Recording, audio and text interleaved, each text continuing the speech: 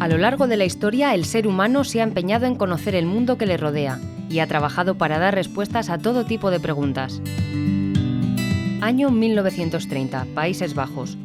Un botánico holandés llamado Thams lleva a cabo una de sus investigaciones sobre la reproducción de las plantas. Thams está especialmente interesado en las estructuras de los granos de polen.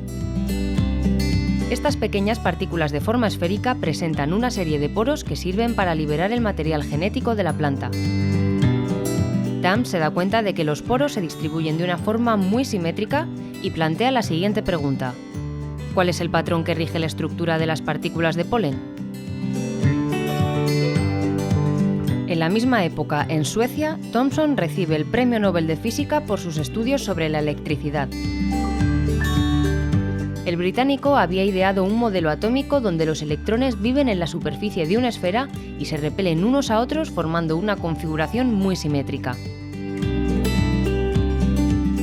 Una pregunta surge de manera natural.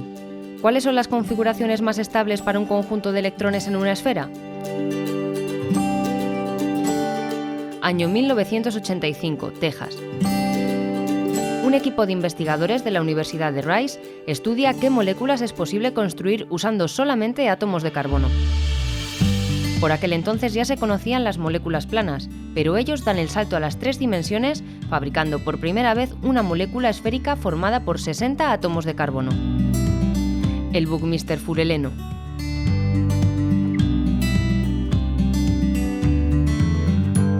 La estructura de los granos de polen, las configuraciones electrónicas y las moléculas de carbono tienen algo en común. Son puntos bien distribuidos en la superficie de una esfera. Existen muchas maneras de conseguir puntos bien distribuidos.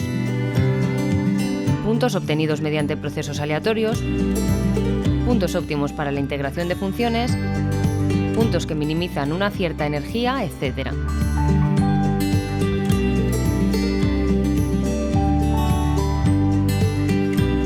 Entender las relaciones entre todas estas configuraciones es un bonito problema matemático con multitud de aplicaciones en la vida real.